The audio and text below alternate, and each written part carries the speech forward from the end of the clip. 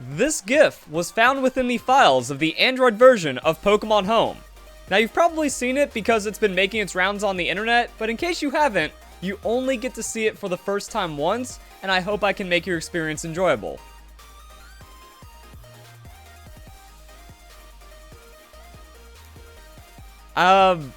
What? I guess we just have to accept that this is now a part of Pokemon in some way, and it exists. This is a real thing. It can be found in this APK path. Okay then, and with that out of the way, we can now get into the more serious and crazy information that's been coming out of Pokemon Home. So if you enjoyed the video, don't forget to leave a like, share with your friends, and comment your thoughts down below, because not even I was ready for this one. In total, Pokemon Home shows there are currently 1,253 forms of Pokemon.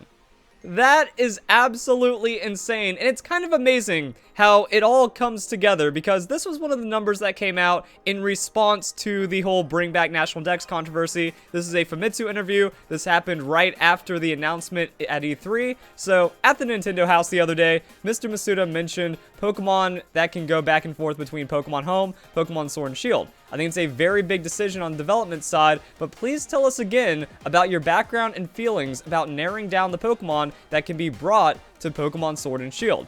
Hardware has moved to Nintendo Switch, and it has become possible to draw Pokemon with vibrant graphics and vividness. But on the other hand, it takes more time to develop compared to the past. On the other hand, the total number of Pokemon, including new Pokemon and form changes of existing Pokemon, has exceeded 1,000.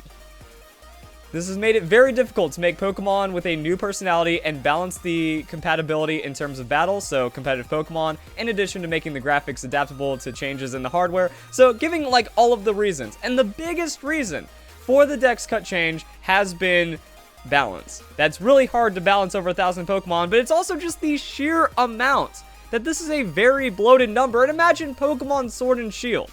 If this game already didn't have enough going for it, well, not that GIF, whoops, wrong link, but I mean, if Pokemon Sword and Shield didn't already have enough going for it, I don't want to have to worry about 1,250 different forms or different things inside my game. Now, because of Megas not being in, those aren't available, but that's the thing, like, what are you going to do about cut content as well? Some forms just aren't going to be available in any game at a certain point, so with this, Pokemon Home makes it perfect, because now you can keep track of everything in the National Dex, and it's a global, universal National Dex between all of your games going into the future even. So, Diamond Pearl remakes, Generation 9, Generation 10. If this gets supported forever, which I don't know why it wouldn't be, we've already had Pokemon Bank for 6 years, and this is just an extension of that. So, what it means is your National Dex is always with you now. All of these new forms, they're forever tracked, cataloged, and now they have a place inside your Pokemon games, even as we move away from it. Like, what's going to happen to Gigantamax in the next couple of years or generations of Pokemon, and then we just have this total tally, and we don't need that. People are saying, oh, Megas need to come back, oh, Z-moves should have never been removed. No, that creates a very bloated, unrecognizable mess of a game, and Game Freak was aware of that. The reason why there wasn't a National Dex in Pokemon Sun and Moon is because they were phasing it out. They wanted to cut the National Dex in Pokemon Sun and Moon, but decided to save it for the transition to a new console, for the Nintendo Switch, and now we can see this transition is massive. But also, you know, personality. It's when you have this many Pokemon, it's hard to make new, memorable Pokemon that aren't just filler and then bring down the quality of the franchise. Now, I think Generation 8 is mostly misses, like really miss instead of hit. Some people like the Pokemon Generation 8. I feel it's the weakest generation in terms of design. But then Pokemon Sun and Moon, Generation 7, I think Generation 7 was the best in terms of overall design. So there's a lot of weird things that happen with Pokemon, but overall, it's kind of insane, and I wasn't expecting 1,253 forms, all of which you can now document inside of a universal app inside of Pokemon. That is pretty insane. Some other cool things, it's been confirmed that Meltan and Melmetal belong to the Unknown Region generation, none of which exists so far. We already had a bit of a glimpse of that when it came to Galar, etc. in the Pokemon of the Year voting. Now, Meltan and Melmetal were shown with the 2019 group of Pokemon, which effectively just represented Generation 8, but they're still from an unknown region, which is what is shown inside of Pokemon Go, and now it's just kind of canon for everything. It's gonna be really interesting what happens when Pokemon Go allows for transfer into Pokemon Home, or how this develops and evolves. But yeah, I think that, especially with like the reveal of the new mythical Pokemon that just happened, and all of the other crazy things going on inside of Pokemon, it really just seems like the idea of a generation needs to be dissolved, and it is being dissolved, and now we have like Pokemon Home, DLC expansions, mid-generation Pokemon like Zeraora with Pokemon Ultra Sun, Ultra Moon. This just seems kind of way of doing it. Unknown origins, these Pokemon can now exist, not Generation 7 confirmed, and then Meltan still number 808. So, it still comes sequentially in the National Dex. They didn't just tag it at the end, and now Meltan just like permanently gets put at the end of the Dex. It's as the Pokemon are discovered. So Pokemon discovery has always been weird. When you like go to a new region and all these new Pokemon are being discovered when they're already well established and well understood. So Meltan just kind of represents that. Melmetal's the same, and that's just more information that we're getting from Pokemon Home. This is why people were waiting for Pokemon Home to give us the definitive answer. Is Meltan Generation 7 or Generation 8? No.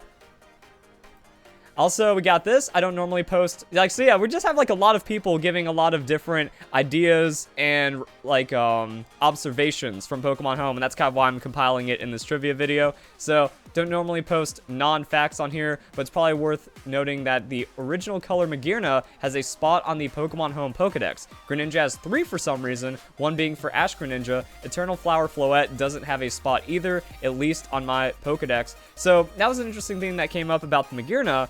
We have the original color, which was never released. So, like, what happened to that? Where's the Pokeball Magearna? Another mystery just kind of buried in the 7th generation. And then the Eternal Flower Floette, also just kind of buried in a past time of Pokemon. Another Greninja was just kind of there as well, which is kind of weird.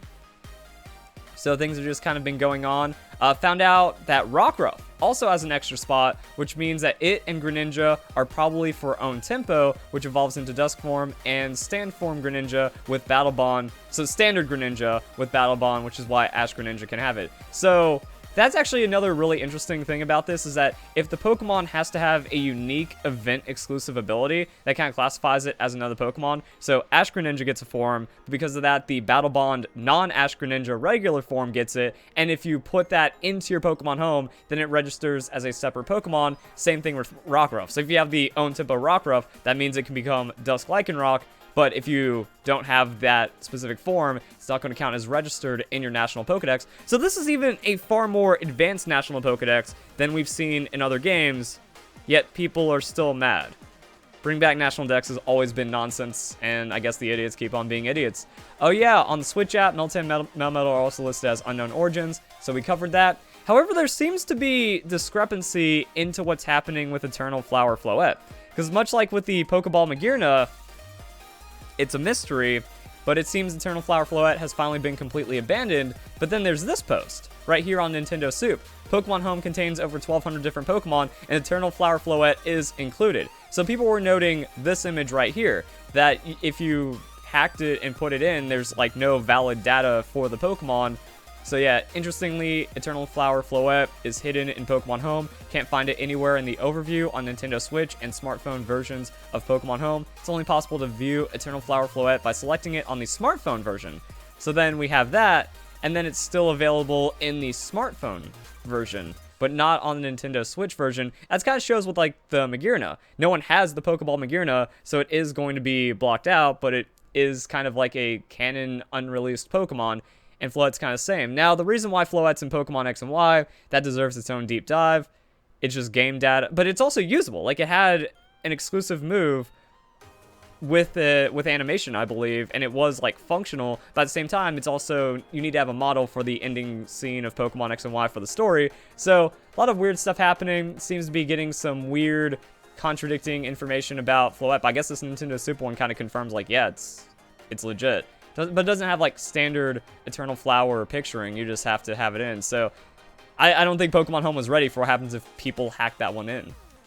and I don't even know how it got through in its own way. I guess like if you just kind of give it the tags that make it Floette, but if you can make the game recognize, like if you give it the tags for Eternal Flower, if you can make the game recognize it as though it was just a regular Floette, then everything kind of like flags correctly, and then it just kind of represents the Pokemon that it is. So that's a thing. And then we got wallpaper, goodness, and fun. You can unlock the old PC wallpapers by transferring 10 Pokemon of each nature to Pokemon Home. You might have noticed this, but in case you haven't, like when you do challenges, you get the rewards, and those rewards are background wallpaper, and it looks like the natures are the one that are tied into some of the older, cooler wallpapers that we've seen, and it shows you which ones you end up getting.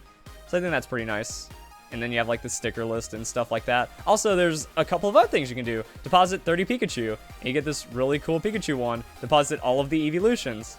That's adorable. We got some fossils, so deposit 20 fossils, and then deposit all of the unknown. So there's like a lot of different quests in here. Like the Pokemon Home is the ultimate Pokemon completionist game. Once again, not possible in any game that's ever had the National Dex or any future game that would have the National Dex. As you can see, Pokemon Home has enough content, features, and like just research and development put into it to where it really feels like you needed a separate app to now manage the over 1,250 Pokemon, and more Pokemon being added in the future, and more Pokemon even being added in over the rest of this year. Because like we just saw with the recent Mythical Pokemon release, we're getting the full reveal in February, and then it's going to be an event for Pokemon Sword and Shield. And I don't know if it's going to be before or during the Isle of Armor or something like that. But even with the Isle of Armor, we have Calyrex, we have Cubfu and Urshifu. We also have Galarian Slowpoke, the evolutions, both Slowbro and Slowking, the new Galarian forms of the legendary birds, the 2 new Regis, and so much more. So like these mid-generation Pokemon, all these new Pokemon being added in, it's happening live. We're getting like a dozens, maybe even new Pokemon every year now through DLC and expansions with a big batch for just a new generation. And we don't even know what's going to happen with Diamond Pearl remakes. What happens if a remake introduces evolutions for existing Pokemon like the original Gen 4 games, and we get 20 new Pokemon for Diamond Pearl remakes? Generation 9 comes in, that's another 80 Pokemon, new forms. It just gets too maddening to have all of this function properly inside of a single Pokemon game. So this is the best place. Pokemon Home is the best place for National Dex to have a home.